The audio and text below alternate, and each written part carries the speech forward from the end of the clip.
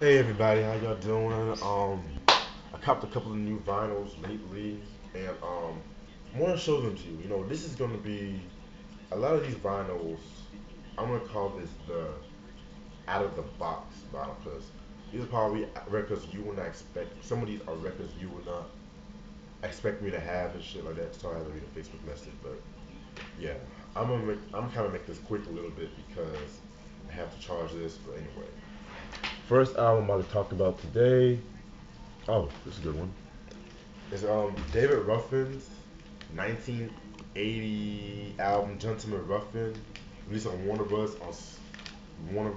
1980, his last album, his last solo album, because he did this collab album with Eddie Kendricks like later on in the 80s. I found this. I was so happy to pick this up.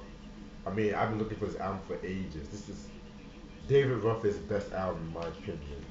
And yes, everybody, Wiz Khalifa took the inspiration off this album for Cushion Orange Juice. Singles album is known for, it only came out I think one single, which is Slow Dance. But if you ask me, all these songs are like dope as hell. Like, Can We Make Love One More Time? Oh my god, that song. I mean, that's a very, very soulful. I love that song. Can't get enough, can't get enough of your love. I mean, when I first heard that, it was just amazing. I want to be with you and shit. People sleep on this album.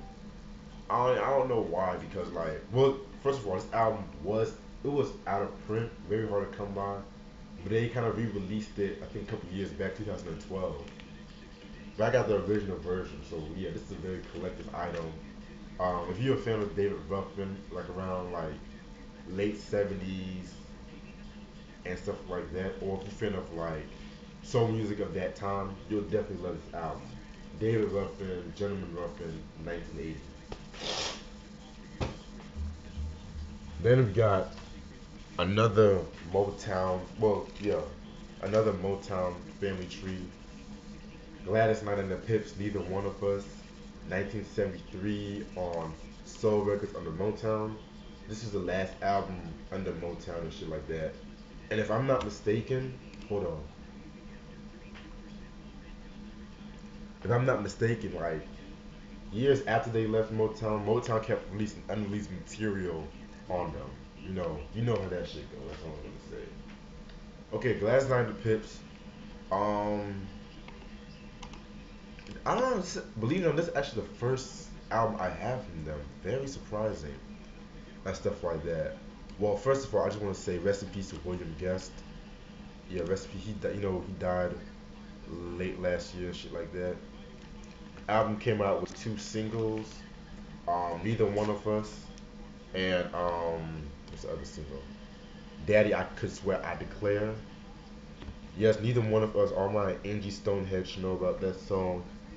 The song also like has a cover of the Stevie Wonder's cover of dope songs like the Bill Withers song Who Is She, Stevie Wonder song For Once in My Life. Very soulful album. Last Night, one of the best in my opinion. Empress of Steel right here. Must have your collection. One album I'm gonna save till later because you're gonna be surprised I got this one. Now we got The Emotions with Rejoice, released in 1977 on Columbia Records. Rest in peace, Maurice Wright produced this whole album. This is actually their most successful album to date. Like, yeah, it came out with two singles: "The Best of My Love," "Don't Ask My Neighbors." "Don't Ask My Neighbors" has got to be like one of those songs that just I don't know how to like very dope song.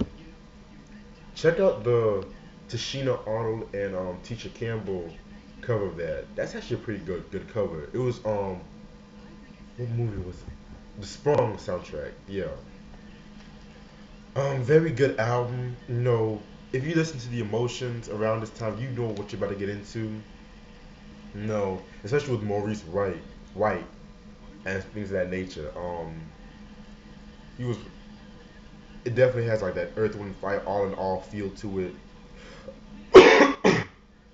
And it's kind of crazy because when the Emotions first came out, they were under Isaac Hayes' belt, but at the same time, they weren't that successful, so they kind of rebranded, redid their sound a little bit. And yes, this is a disco album, but it's good disco. That's all I'm gonna say. Emotions, Rejoice, 1977 must have. And then we got The Barge, or in this era, The Barge's self-titled debut album, released in 1981 on Goldie on the Motown. This is the album they did before James. And yeah, I'm surprised I never really mentioned that much of The Barge in this channel. Because all I'm trying to look for the All This Love in a Special Way. I mean, this is a group I've heard that was Barry Gordy's favorite group on Motown. Yeah, I kid you not. Watch the oh, and watch the unsung episode. That I think that was on the first one. I'm s- you have to see to bleed, like very very good one. This album, it wasn't as successful as it when it came out, but it has like now like a cult following to it. If you listen to the bars, you know what you're gonna get into and things of that nature. And I think the only single is What's Your Name? This is a very well. I'm going to re-listen this album. I'm gonna give you a full length review on it. So, all right. Then we have Roy Ayers with Vibrations, or Roy Ayers Ubiquity of Vibrations. One of my favorite albums from Roy Ayers on Polydor Records, released in 1976. I mean, very amazing album. I mean, this album came out. I think the singles released are "Searching." I know that was a single. I think "Vibrations" was a single. Yeah, good, good, good album. And I must give a special note because Chicas, who did the lead vocal, the female vocalist, unbelievable vocals. If you're with Roy Ayers, you gotta be on your A game and shit. Like this is a very beautiful album right here. Must have in your collection. Okay, so the album that you guys are gonna be surprised I have. Oh, this is I don't know what made me want to get this album. I mean, I heard a couple of songs from this album over the years, but this is Grace Jones with Nightclub. Oh Lord. Okay. 1981 on Island Records. Singles I was known for are Demolition Man, I've Seen That Face Before, Pull Up the Bumper, Use Me, Feel Up, and Walking in the Rain. Um, Grace Jones. You know, I don't even know. I know she's a model, she's an entertainer and stuff like that. But like, I heard a couple of songs from this album. When this album first came out, it had like a weird.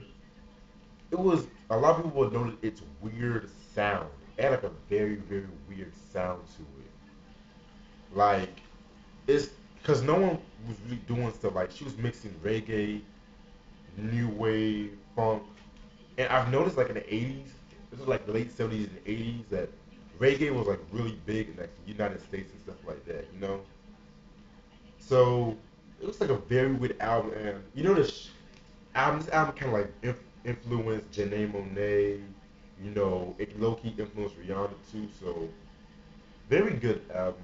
I might do a review on this. I'm gonna see how good this album is because I've heard like a lot of people talk about this album over the years, and you can tell like she was influenced by David Bowie a little bit. But yeah, that's all the time I have. Thank you for watching this vid. Stay tuned for more. Peace.